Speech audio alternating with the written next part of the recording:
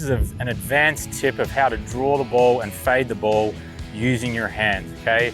And this is something that only some of the very best players in the world really have done. So Nick Faldo, at the peak of his career in the late 80s, early 90s, he used to do this. Tiger Woods, Bubba Watson's another one, okay? They're great hand shapers of the golf ball.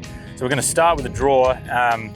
So the setup principles here is you're always gonna set up square to where you want the ball to start, and then you're gonna use your hands to either rotate it more back to your target or cut it off, saw it off when you're trying to hit a fade from left to right. So I'm gonna start, this is not the way I play this shot. I choose the simplest version, which takes the least amount of thought. So I'm gonna actually start this right of my target, and I'm gonna try and soften my forearms. That was Faldo's tip, was soften your forearms through impact to get the ball to draw back.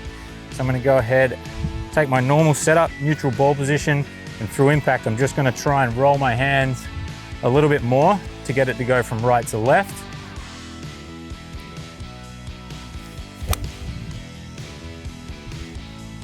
Okay, probably overdid it a little bit, but I got it to shape that way, but it was probably more than I would have liked. So we're gonna hit a fade now. So a fade, everything square to where you want it to start, club face, body, and here I'm just gonna basically saw it off with my hands. Think of tennis.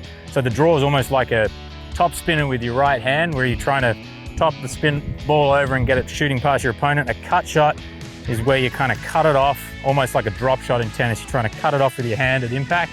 You'll get the ball shaping back the other way. So set up left, and through impact, I'm just gonna cut it off with my right hand, get a little softer.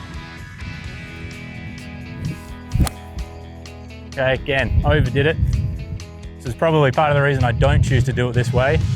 And again, it's a really advanced option, but it is another option if you want to try it at home, see how you do. And around the chipping green, great way to practice spinning the ball, getting it to release more or getting it to check more. Play around with it with your hands sometimes just to see what you can do with the golf ball.